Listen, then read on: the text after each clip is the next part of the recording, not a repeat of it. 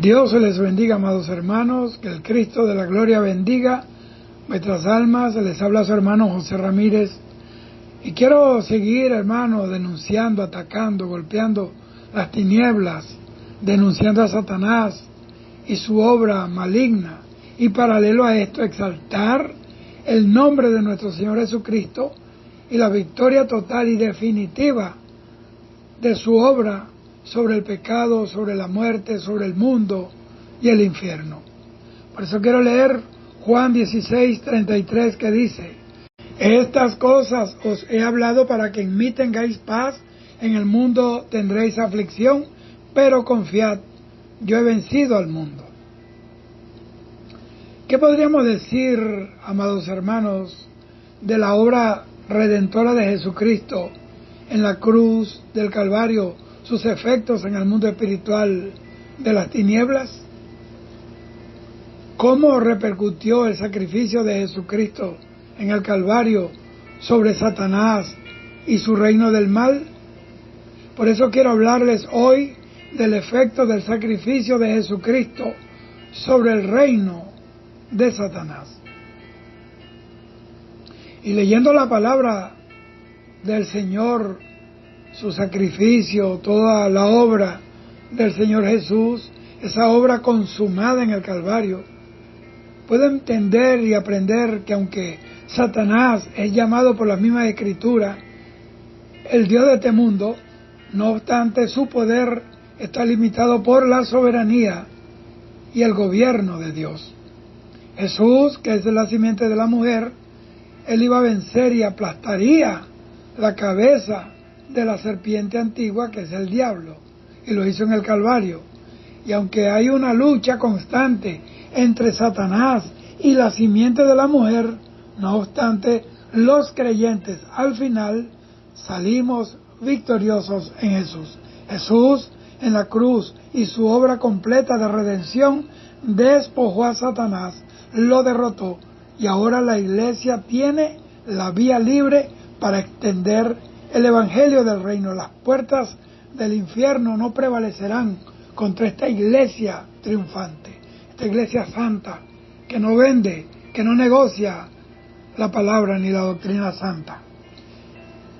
Aunque Satanás fue duramente derrotado, tenemos que entender también que fue golpeado por la obra de Cristo, sigue actuando con su astucia en el tiempo presente.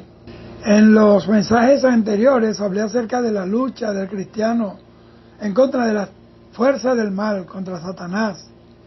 Pero es vital, es muy importante, ya que no se trata de un enemigo insignificante. Usted tiene que entender que es el enemigo de las almas, tiene experiencia de miles de años derribando y destruyendo vidas. Pero en la iglesia se están presentando dos extremos respecto al tema. Unos desconocen por completo la existencia de Satanás, de los demonios, de la lucha espiritual del creyente, mientras que otros enfatizan o sobreenfatizan tanto el tema del diablo que parece que fuera todopoderoso. Por eso hay que equilibrar el conocimiento en cuanto a este tema, no desbalancearse a ninguno de los dos extremos que son peligrosos. Entonces, para una mejor comprensión de este tema, yo he considerado apropiado estudiar lo que la Biblia enseña sobre Satanás. Quiero que lo hagamos juntos, y sobre sus demonios, para luego llegar a las conclusiones sobre lo que verdaderamente es la lucha espiritual que debe enfrentar cada creyente mientras esté en esta tierra. Para este estudio es necesario acudir a la máxima norma en materia de fe y conducta, que es la Biblia. Incluso las experiencias relacionadas con este tema, que algunos presentarán como prueba de nuestras revelaciones, deberán someterse a esta máxima autoridad. Ninguna revelación, ninguna experiencia puede ir en contra de la palabra de Dios y de su naturaleza. Es contrario a la fe cristiana el llegar a conclusiones basadas en experiencias y casos y luego reforzarlos con textos bíblicos. Eso ha sido un error a los cuales se le hace decir lo que realmente no dice. El error de muchas organizaciones, de ministerios y de congregaciones es que han fundado un ministerio basado en una experiencia personal y no en la palabra de Dios. Hoy día encontramos muchos libros escritos sobre demonología, guerra espiritual, como dicen en Puerto Rico, por un tubo y 7 llaves. Pero algunos de ellos, como ya lo he dicho, tienen un carácter sensacionalista, olvidando sus autores que el juez supremo, por quien deben decidirse todas las controversias religiosas y todos los decretos de concilios, las opiniones de antiguos autores y de doctrinas de hombres y espíritus individuales deben ser examinados y en cuya sentencia debemos descansar. No es otro que el Espíritu Santo que habla en las Escrituras, y todo está servido, como dice el apóstol, Dios preparó las mejores cosas de antemano para que nosotros viviéramos por ellas. Y tengo que decirlo, hermano, porque yo he estudiado estos libros, he leído muchos. Mucha de esta información que revelan estos libros ha sido tomada de fuentes ocultistas o de dudosa procedencia, como la parapsicología, la psicometría, la clarividencia, la precognición y especialmente de los diálogos que los exorcistas cristianos tienen con los demonios y los brujos. Pero realmente, ¿qué enseña la Biblia sobre la actividad de Satanás y los demonios en la actualidad?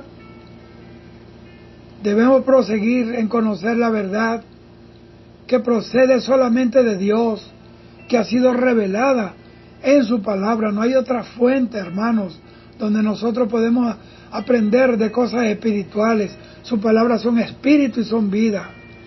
Hemos visto que las Escrituras nos enseñan que Satanás y los demonios fueron en un principio ángeles buenos, creados por Dios en gran cantidad.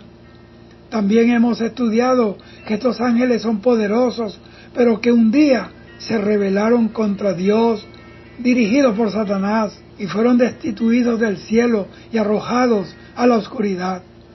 De la misma manera, las Escrituras nos enseñan que los cristianos que no prestan atención a las artimañas del diablo carecen de una debida precaución y dependencia de Dios. Segunda de Corintios 2:11, ahí nos habla de guardarnos de las artimañas del diablo.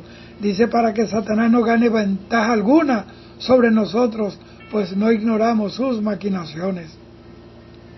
Es verdad que las Escrituras nos dicen que Satanás es el príncipe de este mundo, el Dios de este mundo, el príncipe de la potestad del aire. Juan 12:31, Juan 14:30, Juan 16:11. Pero ¿qué significa esto, que Satanás tiene la autoridad para gobernar sobre los hombres? Según gran parte de la literatura evangélica actual y según las prácticas de guerra espiritual en gran manera popularizadas, pareciera que Satanás es el soberano de este mundo, quien hace como quiere y cuando quiere y con quien quiere. Pues eso es mentira. No desconocemos la realidad que Satanás es el jefe de los demonios, que tiene poder y que ejerce su gran poder engañoso sobre los hombres que viven en rebeldía contra Dios. Pero tampoco podemos desconocer que sobre Satanás se encuentra el soberano creador y gobernador de todo lo que existe. Dios es el juez de toda la tierra. A Él están sometidas todas las cosas, visibles o invisibles. La Biblia nos enseña que el hombre caído y dominado por sus pecados está en la potestad de Satanás. Hechos 26:18 dice eso, solamente por causa de su pecado. Eso es lo que lo hace esclavo del diablo, el pecado. Cuando el hombre se rebeló contra Dios, se alió se asoció con Satanás y en este sentido él es su Dios y su príncipe. Colosenses 1:13 y Hechos 26:18 dice: para que abra sus ojos, para que se conviertan de las tinieblas a la luz y de la potestad de Satanás a Dios, para que reciban por la fe que es en mí perdón de pecados y herencia entre los santificados. Colosenses 1:13 dice: el cual nos ha librado de la potestad de las tinieblas y trasladado al reino de su amado Hijo. Pero la obra de Satanás debe verse y estudiarse con relación a la obra de Jesucristo. Solamente así podemos tener una perspectiva correcta y según Dios del poder y la autoridad de Satanás. Este desconocimiento está conduciendo a muchos creyentes a una vida medrosa, temerosa, prevenida contra todo lo que se imagina que Satanás y sus demonios pueden afectarle e incluso contaminarle a través de cualquier medio. Recuerdo un hombre una vez, estaba hablando con él, era un hombre de trayectoria en el Evangelio, y un perro le orinó la entrada de su casa, y él mandó buscar agua y dijo: échenle agua porque eso trae mala suerte, eso es diabólico. Fíjese usted cómo, hasta dónde puede llegar una persona que se deja capturar por la superstición y todas estas cosas. Amado hermano, yo he orado para que Dios le conceda a usted una mente abierta, sumisa a la autoridad de la palabra de Dios y no a los argumentos de los hombres. No podemos llegar al conocimiento de la verdad si por encima de las Escrituras están nuestros prejuicios, nuestras experiencias personales, nuestra trayectoria y nuestros conocimientos previos. Escúcheme esto.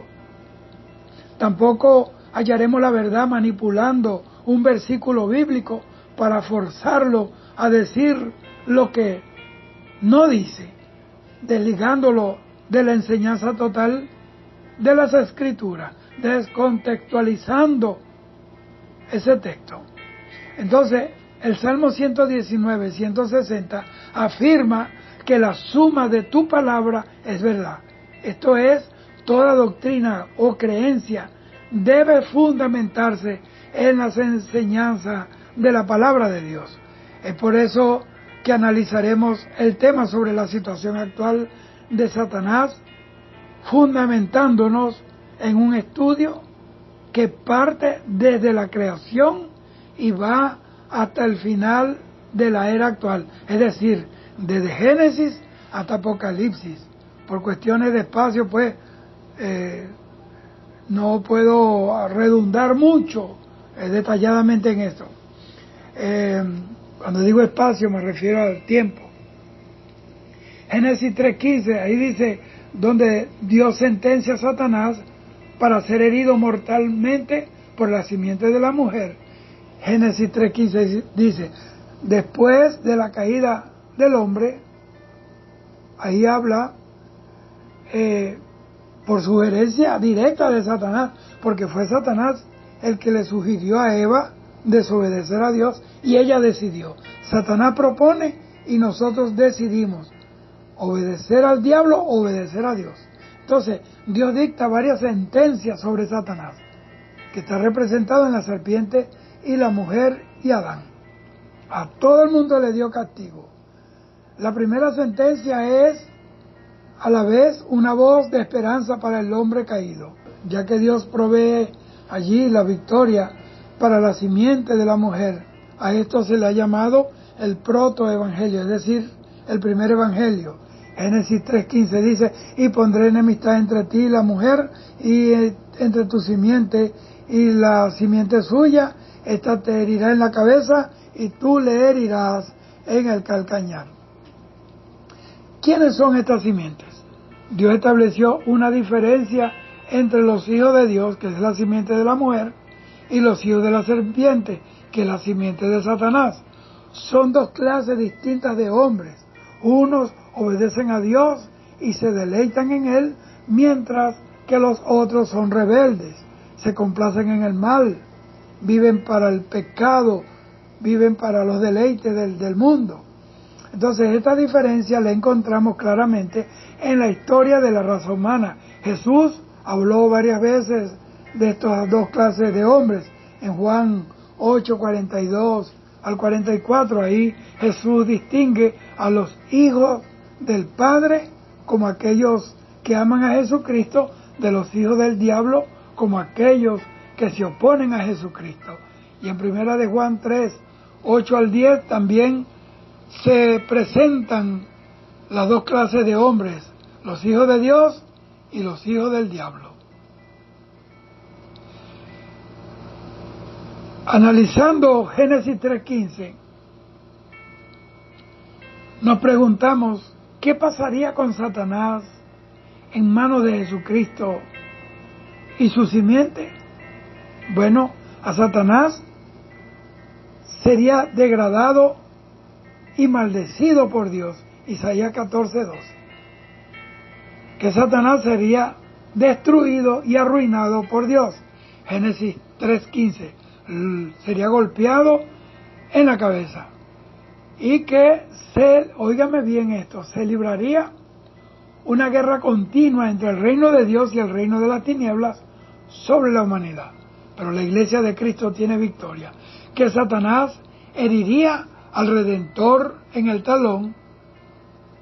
¿Por qué? Porque le tentó para hacerle desistir de su misión, puso en su contra los sacerdotes y los reyes, llevó a Judas para traicionarle, indujo a Pedro para que le instara a evadir su misión redentora, provocó a los judíos para que le mataran en una cruz.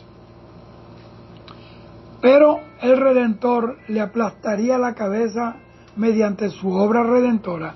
Isaías 14:12 dice, ¿cómo caíste del cielo, oh lucero, hijo de la mañana? Cortado fuiste por tierra, tú que debilitabas a las naciones. ¿Cuál es la debilidad de las naciones?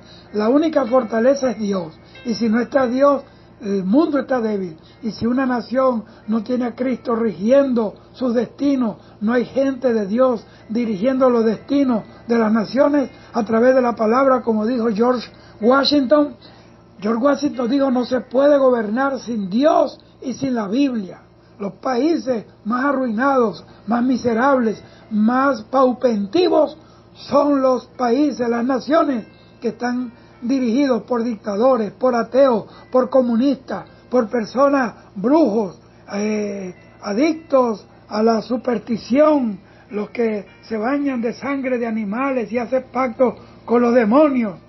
Bendito sea el Señor, con los que le entregan la gloria de las naciones a los ancestros, a los indios y a todos esos seres que pasaron y no pueden hacer nada por las naciones. Bienaventurada la nación cuyo Dios es Jehová. Entonces, el pueblo de Dios y los hijos de la serpiente se mantienen en una lucha constante, hermano. Pero los hijos de Dios siempre salieron victoriosos. La historia del Antiguo Testamento presenta la realidad de la lucha de la que yo estoy hablando entre estas dos simientes. Los hijos de Dios, concentrados en la línea patriarcal, se ven perseguidos y maltratados por los paganos de los otros pueblos. Por ejemplo, Abel sufre en manos de Caín el asesinato. Noé vive en medio de una generación extremadamente maligna. Abraham muchas veces es asediado por los hijos de la serpiente. La descendencia de Isaac y Jacob es sometida a esclavitud por más de 400 años en Egipto. Moisés es enfrentado por las legiones malignas que gobernaban a Egipto, una nación extremadamente pagana. Y luego del asentamiento de Israel en la tierra prometida, encontramos una pelea constante con los enemigos del pueblo de Dios. Pero debemos subrayar, óigame bien, que los verdaderos hijos de Dios siempre salieron victoriosos en sus luchas contra el mal. Aunque por un tiempo sufrieron, obviamente, ellos no quedaron en estado de postración, sino que al final pudieron ver la victoria que les concedía el Señor. Dios es fiel. Noé salió victorioso de esa generación perversa, sobreviviendo él y su familia a las aguas del diluvio universal. Abraham pudo vivir con abundancia en medio de la tierra que le era hostil. Moisés logró sacar al pueblo de Israel de la nación egipcia. David superó su caída en el pecado y fue restituido por Dios.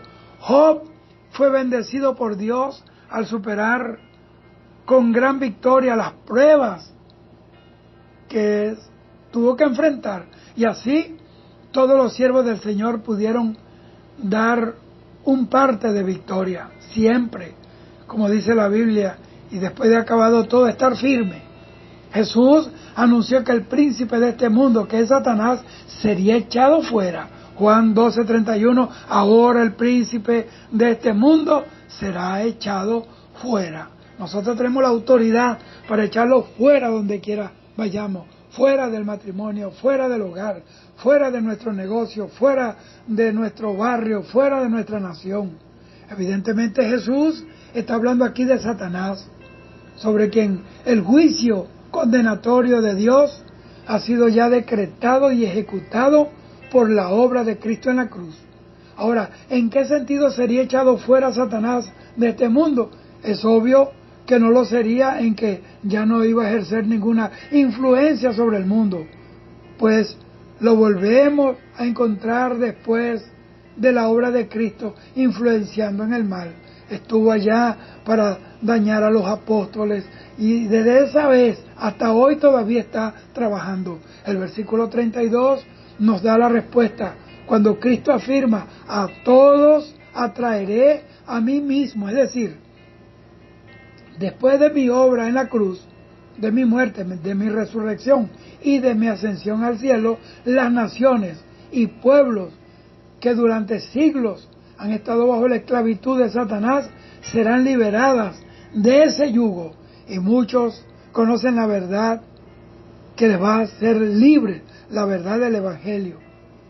Satanás, después de la obra de Cristo en la cruz y en la resurrección, habrá perdido sus derechos mal adquiridos sobre las naciones y reinos de este mundo. Lucas 4:6. Él es un usurpador de poderes. Hasta ese entonces, el mundo entero estaba en cierto sentido bajo su dominio. Pero cuando Jesucristo vino y murió por los pecadores, el poder de Satanás recibió un golpe mortal. Quiso decir que sería echado fuera de gran parte de sus dominios y que perdería mucho de ese poder y autoridad casi absoluta de que había gozado. Y muchos de sus esclavos hoy sirven al Señor. Jesús presenta a Satanás echado fuera en un sentido definido. Dice ahora, es decir, bajo su obra redentora. No hay duda alguna, amados hermanos, y la historia lo afirma. Naciones que hasta ese siglo habían vivido solo en oscuridad y paganismo fueron abiertas para que la luz del Evangelio entrara. Mire cómo Pablo en sus 3 viajes misioneros fundó iglesias, derrotó ídolos y desplazó, removió poderes satánicos de las tinieblas. La mayor parte del mundo conocido para entonces recibió la verdad liberadora del Evangelio de salvación. Satanás no podía impedir que el Evangelio se extendiera, y cada vez que la salvación llegaba a las naciones, éstas se veían libres del poder opresor del diablo. La luz resplandecía y las tinieblas eran hechas pedazos. Ahora nuevamente vuelvo a resaltar que Jesucristo nos dice que debemos empezar a luchar directamente contra los demonios para que permitan el ingreso del Evangelio a territorios paganos, ni dice que debemos dar 7 vueltas sobre las ciudades para que los muros de incredulidad caigan, ni ordena que rociemos cosas, aceite y sobre las casas para que acepten el Evangelio. Hacer esto es dudar de la obra completa de Cristo. Satanás ha sido echado fuera, es decir, ahora podemos proclamar el Evangelio de Cristo con libertad en todo el mundo, y el Señor traerá a todos aquellos que Él ha dispuesto para creer. La Biblia dice que el Espíritu Santo añadía todos los días a la iglesia los que iban y debían ser salvos. Por medio de la muerte del Señor Jesucristo, este mundo regido, gobernado por el príncipe de las tinieblas, iba a rubricar su sentencia de condenación. Con este juicio se había de demostrar que el diablo era un usurpador de los poderes de este mundo. Él ejerce una autoridad y un dominio ilegal. Ahora, ¿con qué seguridad habla Cristo de su victoria sobre Satanás? El Señor da por conseguida esa victoria, pues al entregarse voluntariamente a la muerte, Él triunfa sobre la muerte, sobre el emperador de la muerte. Destruyó al que tenía el imperio de la muerte por medio de su cuerpo de muerte. Satanás dice que cae como un rayo del cielo bajo la autoridad de Cristo. Lucas 10:18. Jesús envió a 70 de sus discípulos a predicar las buenas nuevas de salvación, y estos discípulos regresan gozosos de esa misión, pues con la predicación del Evangelio, aún los demonios no tenían otra alternativa que sujetarse a ellos y huir en el nombre de Jesús. Entonces, es en este contexto que Jesús afirma: yo veía a Satanás caer del cielo como un rayo. Muchos dicen, no, eso habla de la caída de Satanás. Hacía ya desde el principio que Satanás fue arrojado del cielo. Se refiere a esto, porque donde quiera que va la guerra, donde quiera que vaya la iglesia de Cristo, esa iglesia ungida con sangre de Cristo, ungida con lágrimas, con sacrificio, vestidas en ayuno, en oración, en clamor, en humildad, en obediencia a Dios, Satanás tiene que huir, y tiene que caer su imperio, y tiene que caer la droga, y tiene que caer la prostitución, la brujería, la hechicería, el santerismo, tiene que caer, porque nosotros somos la iglesia triunfante de Cristo.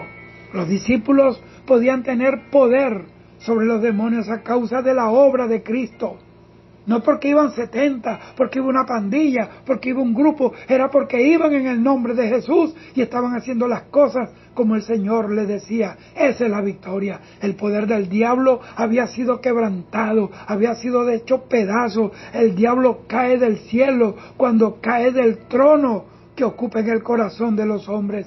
Cristo conocía de antemano que donde quiera que fuese recibido el reino de los cielos, caería el reino de Satanás.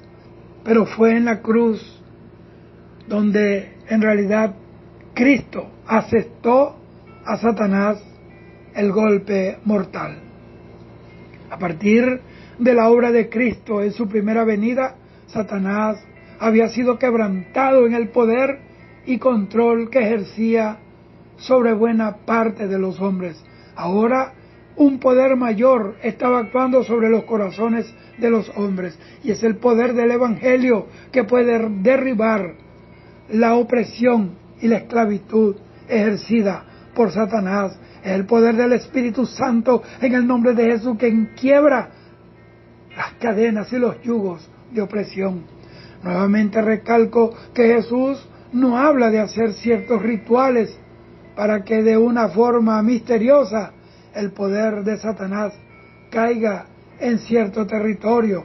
Lo que debemos hacer es proclamar el Evangelio de salvación, y cuando hagamos esto, el poder de Satanás irá cayendo en todas aquellas personas que sean llamadas por Dios para recibir la salvación. Bendita sea la gloria del Señor. No podemos convertir al cristianismo en una religión mística o misteriosa o espiritualista a través de rituales que parecen más propios de las religiones animistas y ocultistas. Hacer ritos para destruir el poder del diablo, como danza de guerra espiritual, gritos frenéticos, repetir frases, destruyendo el poder del diablo, golpear el piso con los pies y otras prácticas misteriosas. Esto no es más que desconocer el gran triunfo que obtuvo Jesucristo en la cruz. Y en realidad lo que hacemos es dar un énfasis exagerado al poder de Satanás. Nuestra verdadera lucha consiste en predicar el Evangelio de salvación por doquiera que vayamos. Y cada vez que lo hacemos, el poder del diablo va retrocediendo. Bendito sea el Señor. Jesús en la cruz, dice la Biblia en Colosenses 2, 14 y 15, que Él despojó a los principados y potestades, triunfando sobre ellos en la cruz. Este pasaje forma parte de un capítulo en el cual el apóstol Pablo advierte a los colosenses en contra de las enseñanzas legalistas de algunos judaizantes que habían entrado a la iglesia de Colosas y pretendían añadir a la gracia del Evangelio el someterse a ordenanzas de la ley como medio de salvación. Hoy en día vemos creyentes, iglesias, volviéndose a ritos, bendito sea el Señor, guardando fiestas judías y haciendo cosas que no, ya para nosotros ya eso no representan nada, porque la Biblia dice en Romanos 10:4 que el fin de la ley es Cristo y que por las obras de la ley ningún ser humano se justificará delante de Dios.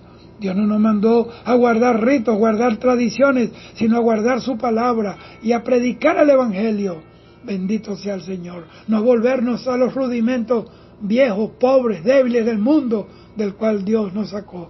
Bueno, aunque nosotros no somos judíos, somos la iglesia gentil de Jesucristo. Ahora, esto no podía ser porque el creyente está completo en Cristo. Versículo 10. Es decir, hemos alcanzado la plenitud. En Cristo poseemos la fuente de la cual fluye la corriente de bendición que puede satisfacer cualquier necesidad, sea en esta vida o en la venidera. Por tanto, permaneced en Él. Juan 15, 4, 7 y 9. Y vamos a seguir experimentando que de su plenitud todos recibimos gracia sobre gracia. Juan 1:16, bendito sea el Señor, léalo. Colosenses 2:14 y 15, anulando el acta de los decretos que había contra nosotros, que nos era contraria, quitándola de en medio y clavándola en la cruz, y despojando a los principados y a las potestades, los exhibió públicamente, triunfando sobre ellos en la cruz. Esta plenitud en Cristo incluye el total perdón de nuestros pecados, los pasados, los presentes, incluso los futuros. Y yo no le estoy dando licencia para que usted peque. La Biblia dice, amado, estas cosas os escribo para que no pequéis. Ahora, tenemos perdón en Él. Él nos libró de la maldición de la ley. Óigame, ahora estamos bajo la ley de Jesús, la ley, una nueva ley, la ley del Espíritu. La Biblia dice, bendito sea el Señor, que estamos bajo un nuevo pacto, dice el libro de Hebreos. Y al decir nuevo, da por entendido que lo viejo está por desaparecer, se desvanecerá. Y dice también Pablo en el libro de los Hebreos, que como ahora hay un nuevo sacerdocio, el sacerdocio de Cristo, necesario es que haya un cambio de ley. Bendito sea el Señor. Dice la Biblia, Pablo dice que si somos guiados por el Espíritu de Dios, ya no estamos bajo la ley. Ahora, la ley es adversa a nosotros. ¿Por qué? Porque producía muerte en vez de vida. No éramos capaces de cumplir toda la demanda de esa ley. El único que cumplió la ley completamente es Cristo. Y en vez de salvarnos, la ley nos juzga, nos condena y nos maldecía. Cristo, al ser crucificado, también clavó en la cruz esa ley que nos era contraria. ¿Por qué no era contraria? Porque nos condenaba, porque nos revelaba el pecado en el cual nosotros estábamos viviendo y por la cual nosotros íbamos a perecer. Es decir, que esa ley nos juzgaba y a la vez nos condenaba y nos maldecía. Ahora, porque todo el que ministra ley, ministra juicio, condenación, muerte y maldición. Ahora somos libres de la maldición de la ley. Ninguna condenación hay para los que están en Cristo Jesús, porque el Espíritu de vida en Cristo Jesús nos ha librado de la maldición del pecado, de la ley de la muerte. Y no tenemos que cumplir ninguna ley como medio de salvación, porque en Cristo somos salvos por la fe en su sacrificio, en su nombre. Esto no quiere decir que las demandas morales de la ley han sido abrogadas. Claro que no. La ley moral sigue vigente, porque son principios morales de Dios, son eternos, y el creyente se goza en cumplir y en agradar a Dios, en cumplir esa ley moral.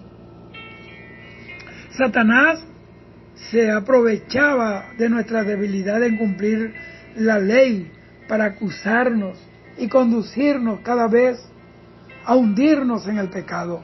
Pero Cristo no solo clavó la maldición que producía la ley en la cruz, sino que al hacer esto, dice la Biblia, que quitó a Satanás una de las armas más poderosas que tenía sobre los hombres, sobre usted y sobre mí. ¿Cuál era ese armamento poderoso? La acusación.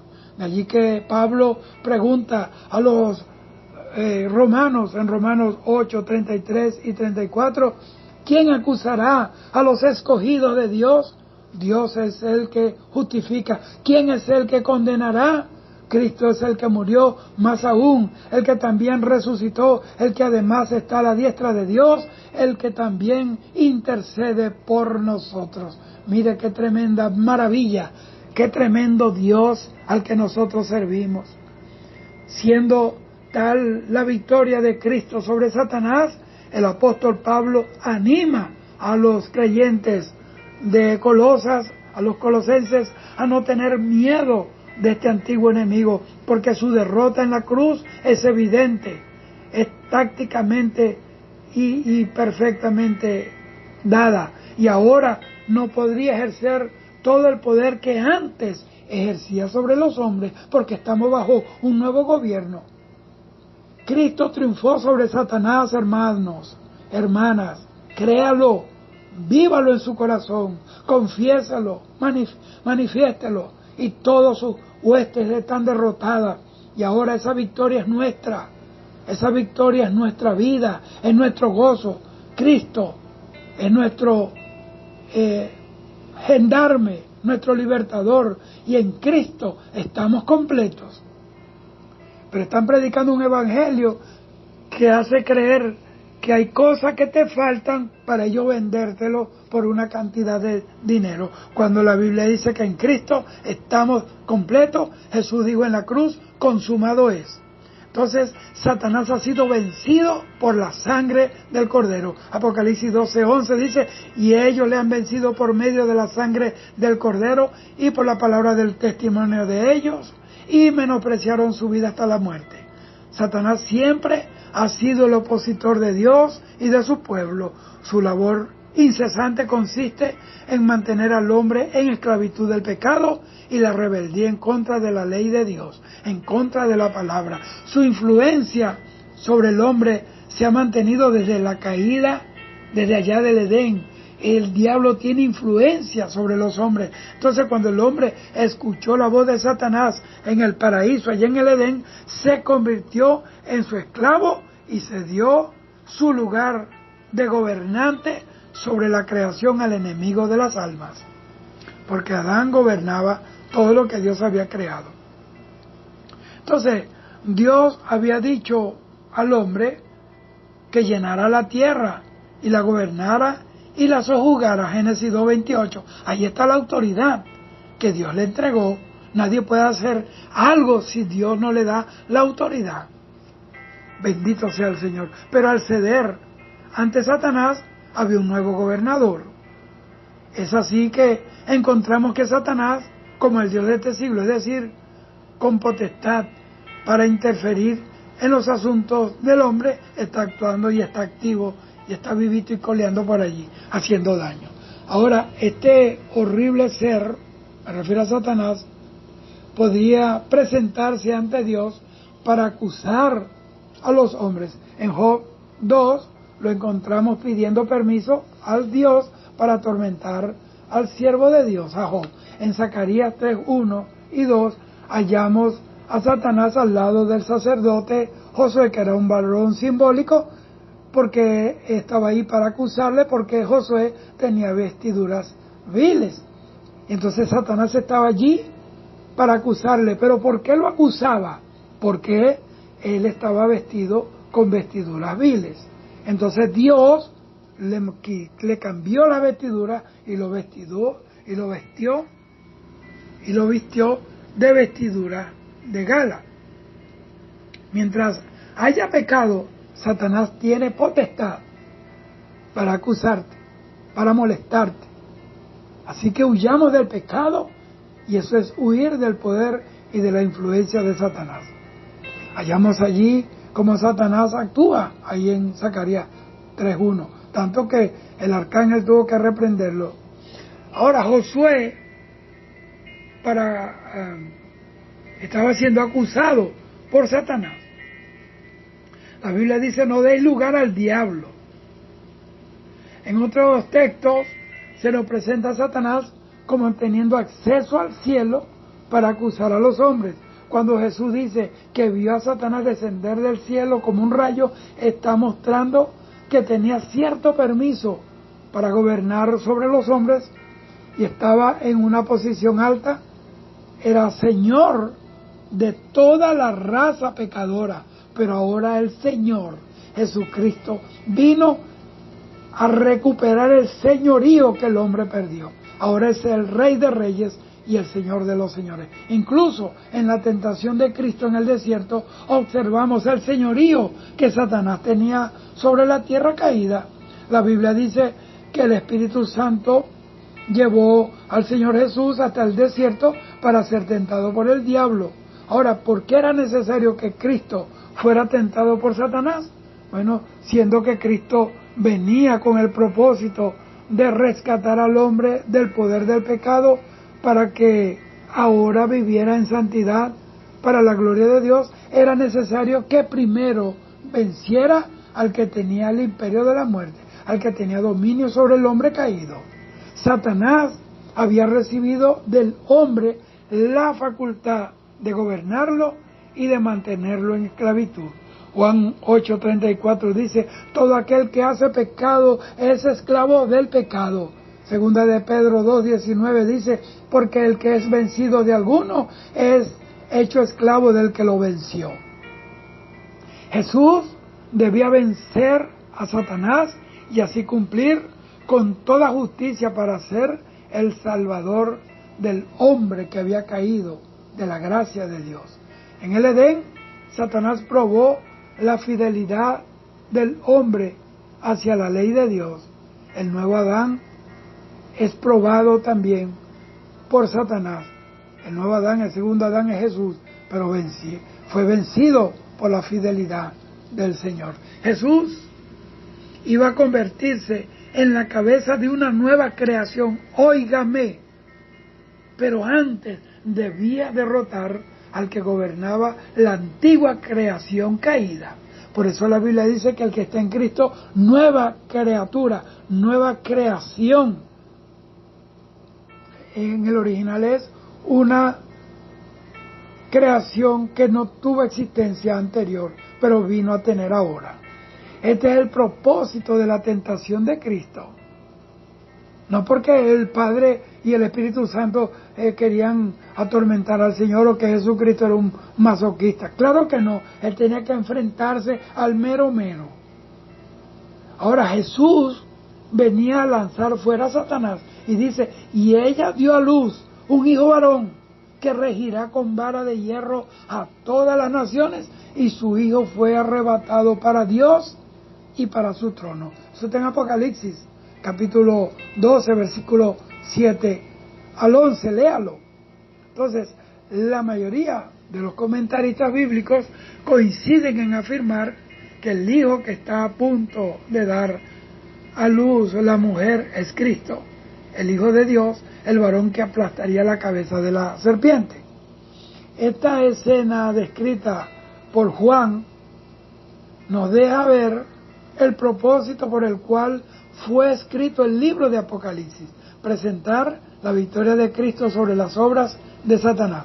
La iglesia del primer siglo a la cual le escribe Juan es una iglesia perseguida, sufriente, una iglesia que tiene como misión proclamar el evangelio de salvación en medio de una generación pagana, idolátrica, entregada a Satanás, aborrecedora de lo bueno, amadora de lo malo.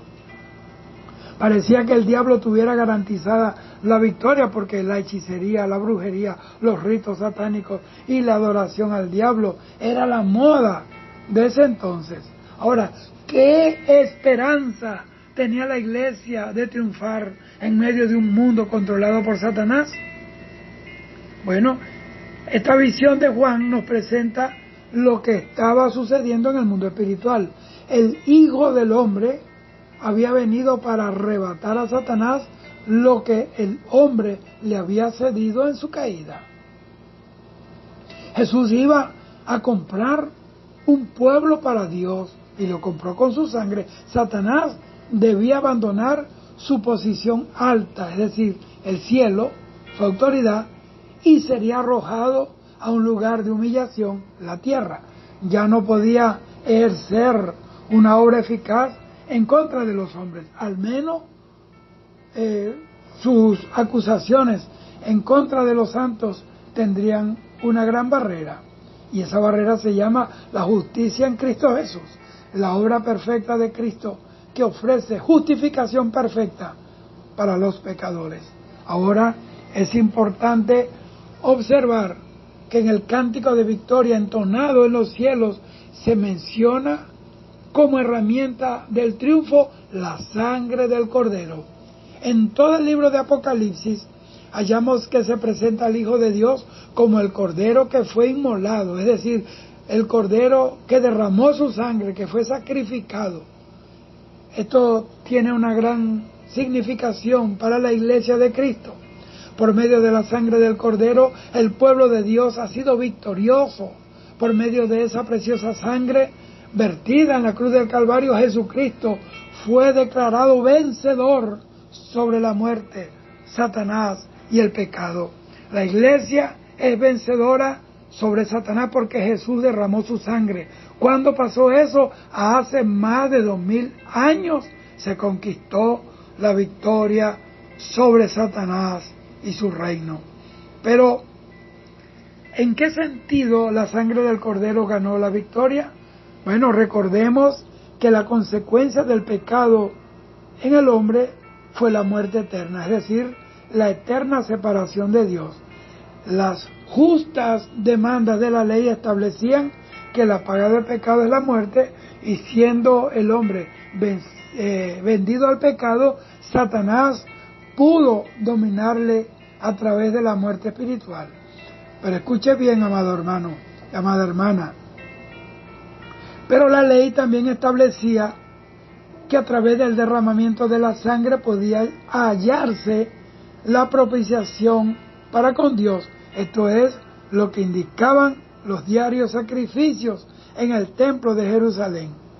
La raza humana estaba esperando la llegada del Cordero inmaculado que derramaría la sangre en un sacrificio de valor eterno. ¿Por qué? Porque el sacrificio de Cristo en la cruz fue un sacrificio cósmico, una obra cósmica, pero de un carácter eterno. Entonces, cuando Jesús vino a la tierra, se sometió voluntariamente a la ley santa de Dios y la cumplió en perfección. La Biblia dice que ni aún los que se circuncidan guardan la ley. ¿Por qué? Jesús se sometió voluntariamente y cumplió la ley, porque solo cumpliendo la ley en todos sus puntos podía ser el sustituto perfecto por el hombre pecador. Cumpliendo la ley Satanás no podía acusar a Jesucristo de ninguna falta. Pero siendo que la ley exigía sacrificio de sangre para poder expiar el pecado, Jesucristo también se sometió voluntariamente al sacrificio de su cuerpo y entregó su sangre por nosotros. Cada gota de su sangre significó el cumplimiento de las altas exigencias de la ley y la completa derrota del dominio de Satanás sobre el hombre pecador que se acogía al sustituto ofrecido por Dios mismo, a Jesús. Su sangre derramada es la prueba más fehaciente de que ya no estamos en enemistad con Dios, sino que hemos sido reconciliados eternamente con el Creador. Ahora Satanás ya no tendrá dominio sobre nosotros, sino que deberá huir de nuestro lado, porque la sangre del Cordero, ese Cordero Pascual, nos ha favorecido para con Dios y contra Él. Así que Satanás no podrá hacer nada en contra nuestra. Siempre que la Iglesia predica el poder salvador de la sangre de Cristo, la influencia de Satanás sobre los hombres va retrocediendo, se va disminuyendo, va desapareciendo, se va debilitando. Siempre que las almas están siendo lavadas por la sangre de Cristo, al confesar sus pecados con sincero corazón y arrepentimiento sincero como resultado de la verdadera predicación del Evangelio, la obra de Satanás está recibiendo duros golpes. En este sentido, la Iglesia vence cada día a Satanás con la sangre de Cristo. En este momento yo quiero aclarar algunas ideas confusas que la gente tiene con respecto a la sangre de Cristo. Primero, que la Biblia nos enseña que la sangre de Cristo fue derramada por los pecados del hombre. En ninguna parte de la Biblia dice que la sangre del Cordero Pascual fue derramada para limpiar cosas. Hoy día, muchos cristianos, por ignorar lo sublime y santo del sacrificio de Cristo, pretenden utilizar la sangre de Cristo para limpiar todo lo que se les ocurra. Cuánta ignorancia existe, amados hermanos, en el pueblo de Dios con respecto a los asuntos espirituales. Utilizar la sangre preciosa de Cristo para limpiar objetos, monedas, carros, es desviar la razón real por la cual Jesucristo derramó su sangre.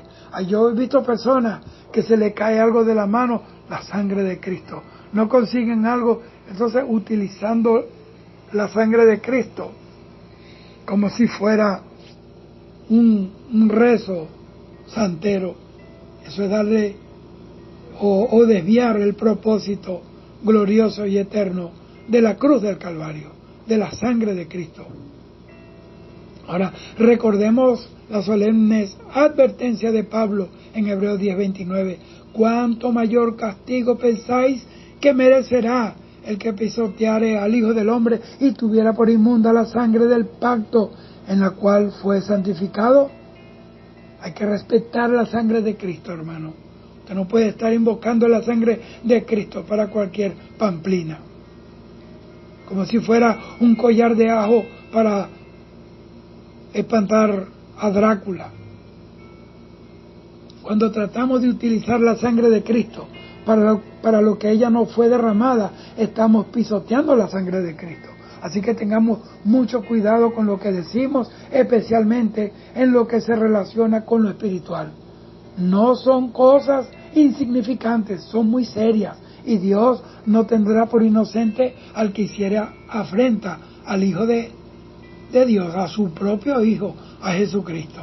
Otro error muy común asociado con la sangre de Cristo es el considerarla como un objeto de buena suerte o algo mágico. La sangre de Cristo es efectiva en el creyente para limpiar sus pecados. Siendo limpiados, bendito sea el Señor, esos pecados perdonados y aceptados por Dios con base en el sacrificio de Cristo, podemos tener la total seguridad de que ahora gozamos del favor divino.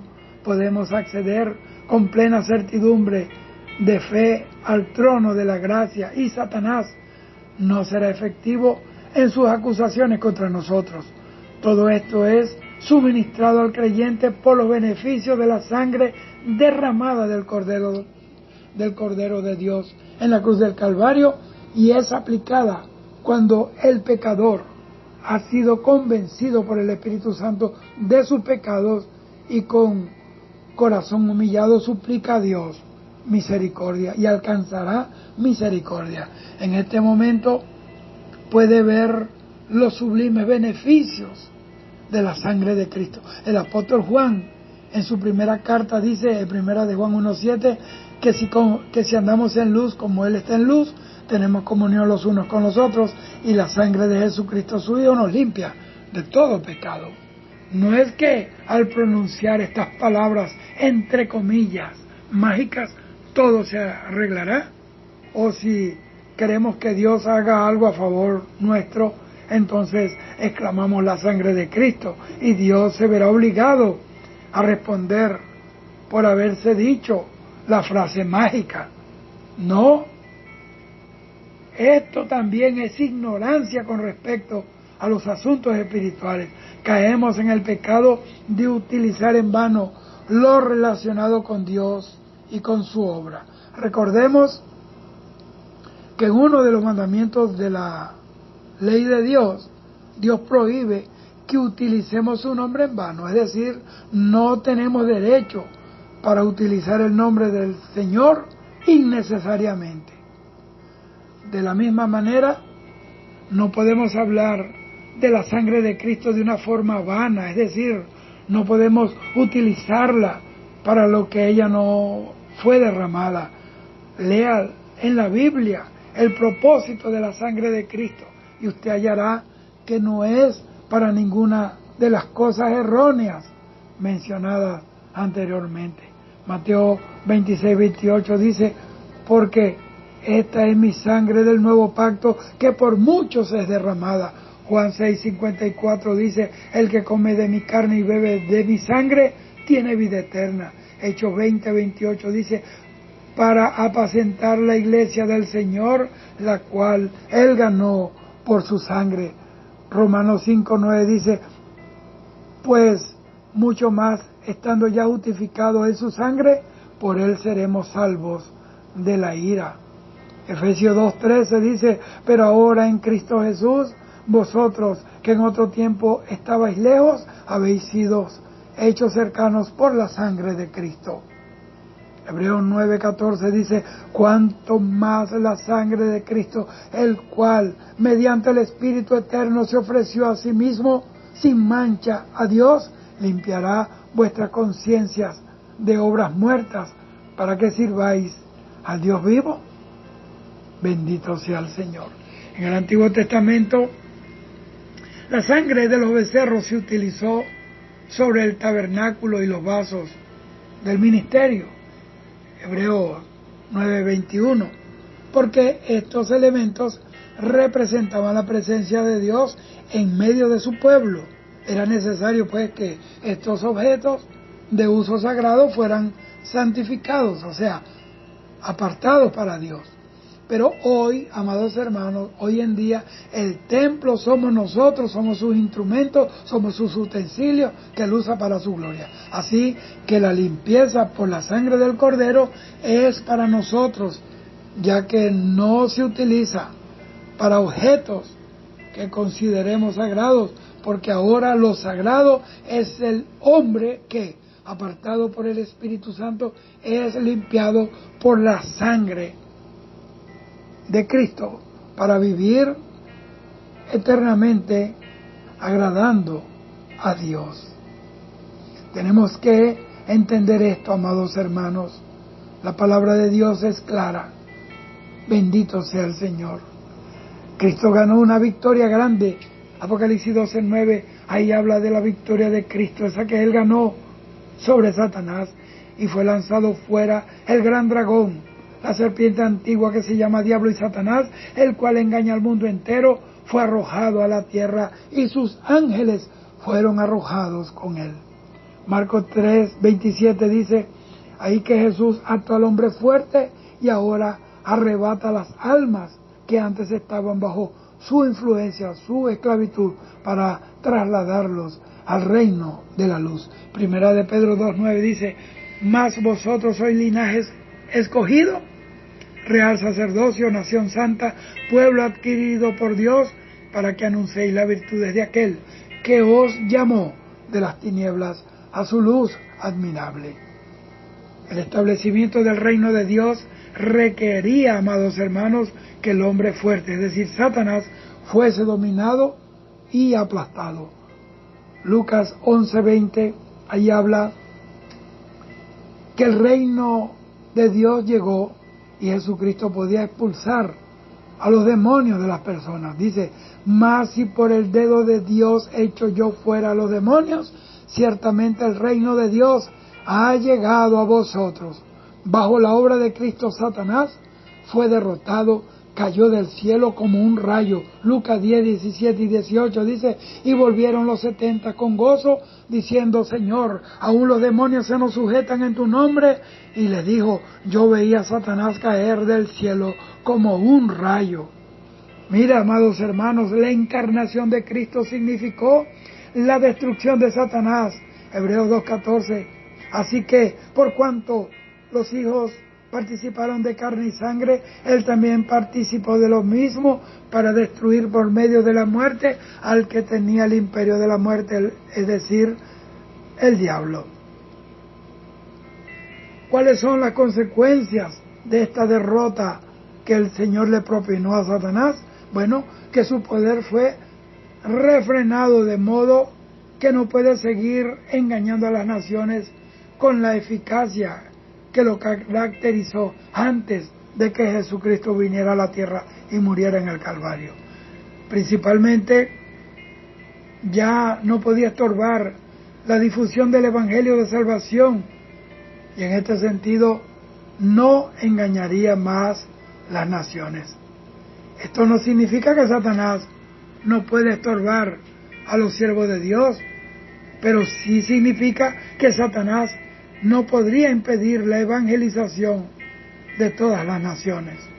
Esta derrota de Satanás indica que en la era actual del Evangelio, que comienza con la venida de Cristo y se extiende hasta la segunda venida, la influencia maligna de Satanás se restringe de manera que sea incapaz de prevenir la extensión de la Iglesia entre las naciones por medio de un programa misionero. Durante este periodo se impide que induzca a las naciones, al mundo en general, a destruir la Iglesia como institución misionera y poderosa. Satanás está derrotado, hermano. La derrota es real. Cuando vemos el avance del paganismo en la cultura occidental, el crecimiento del terrorismo, las amenazas de desastres mundiales, de guerras mundiales, paganización de las iglesias cristianas cayendo en este basurero que las vemos hoy, aceptación de toda clase de pecado antes rechazado por la sociedad, como el homosexualismo, el aborto, el divorcio, las drogas y otros. Pareciera que Satanás está vivo y coleando, haciendo de las suyas a su antojo y sin ningún control. Entonces, pero la Biblia dice que Satanás está derrotado, y el Señor lo dijo en Mateo capítulo 28: todo poder me ha sido entregado por el Padre en el cielo y en la tierra. Entonces, la victoria de Cristo, hermano, Jesucristo nos rescató del dominio de las tinieblas, hermano. Colosenses 1:13, Jesús es la cabeza de todo principado y autoridad. Colosenses 2:10, los principados y los dominios, tronos, dominios, sus criaturas creadas por Él, a través de Él y para Él, están ahí sujetos a Él. Colosenses 1:16, Jesús triunfó sobre Satanás en la tentación del desierto. Mateo 4:1-11, Jesús ató al hombre fuerte. Mateo 12:29, Jesús vio caer a Satanás como un rayo a causa de la derrota propinada por Cristo. Lucas 10:18, Esta victoria de Cristo sobre Satanás se dejó evidenciar en su poder para echar fuera a los demonios. Lea los evangelios. Entonces Satanás fue herido, amado, mortalmente. Aunque Satanás y sus demonios fueron derrotados y atados por Cristo en su obra consumada, eso no significa que ellos están inactivos. A pesar de su derrota, ellos hacen lo que pueden para trastornar los planes de Dios. Aunque los demonios tienen morada en el abismo, donde están presos esperando su eterna condenación, tienen cierto permiso para desarrollar actividades en la tierra. Satanás fue derrotado por Cristo, pero aún no se ha dado el golpe final. Satanás todavía está esperando ese golpe. Ese golpe será cuando sea lanzado al lago de fuego y azufre en su segunda venida. Bendito sea el Señor. Bendita sea la gloria de Dios. Por eso la mayoría de las personas, hermanos, estarían dispuestas a afirmar o a confirmar o a afirmar que Satanás no está herido mortalmente, porque sigue haciendo de las suyas. Los que vivimos en naciones con conflictos de violencia, de terrorismo interno y externo. Yo he ido a muchas naciones donde hay guerrillas, donde hay violencia, donde mandan las maras, y es terrible. Tendríamos serias razones para cuestionar la derrota de Satanás a través de la obra de Cristo, cuando vemos el mal que ha sido desbandado. Pero para eso es necesario ir a las Escrituras, para que nos cercioremos de que esa victoria del Señor sobre el diablo fue perfecta, completa y absoluta. Judas 6 dice: y los ángeles que no guardaron su dignidad, sino que abandonaron su propia morada, los ha guardado bajo oscuridad en prisiones eternas para el juicio del gran día. Este pasaje ha sido interpretado de muchas maneras. Algunos dicen que Dios solo encadenó en prisiones eternas a los ángeles que tuvieron relaciones sexuales con las hijas de los hombres, de cuya relación nacieron los gigantes. Pero es difícil afirmar este hecho sin entrar en serias contradicciones con la misma enseñanza general de la Biblia respecto a la naturaleza de los ángeles, los cuales no tienen cuerpos como los hombres y no pueden casarse ni tener relaciones sexuales. Mateo 22:30. El Señor dice que allá en el cielo ni se casan ni se dan en casamiento, porque serán como los ángeles de Dios. Más bien este pasaje lo que afirma es que muchos ángeles se rebelaron contra Dios y en este acto de desobediencia, de rebeldía, abandonaron su posición de autoridad concedida por Dios. Y eso estaba ligado a su obediencia, y siendo expulsados del cielo, fueron condenados a un mundo tenebroso en donde les espera el gran día del juicio que Dios derramará sobre ellos y sobre todos los hombres que le siguieron en su rebeldía y en su perversión. Están encadenados en prisiones eternas, pero estos demonios no están inactivos. La Biblia no enseña que la victoria de Cristo sobre Satanás elimine la maldad totalmente de la tierra, porque Jesús murió en la cruz y todavía hay ladrones, todavía hay asesinos, todavía hay mentirosos, todavía hay corruptos, todavía hay fornicación, adulterio. Estos demonios tienen un campo de acción en el cual siguen rebelándose contra Dios. Los demonios del Gadareno le dijeron: Señor, no nos saques de aquí, déjanos aquí no nos saques de este contorno. Dios es grande y poderoso. Dios sentenció a Satanás y a sus demonios desde Génesis 3:15. Los creyentes, amados hermanos, somos partícipes en esta guerra victoriosa contra Satanás. Es necesario que Satanás aún actúe y tenga cierta injerencia en los asuntos de los hombres para que los creyentes podamos seguir venciéndole hasta que tengamos la completa y total derrota del enemigo. Aunque la sentencia declarada contra Satanás en Génesis 3:15 se cumplió con la venida de Jesucristo, para nosotros que somos seres finitos parece haber un espacio de tiempo entre la victoria de Cristo y la total eliminación del enemigo de la humanidad. Pero Dios, queridos hermanos, que vive en un eterno presente, ve la victoria sobre Satanás en la cruz.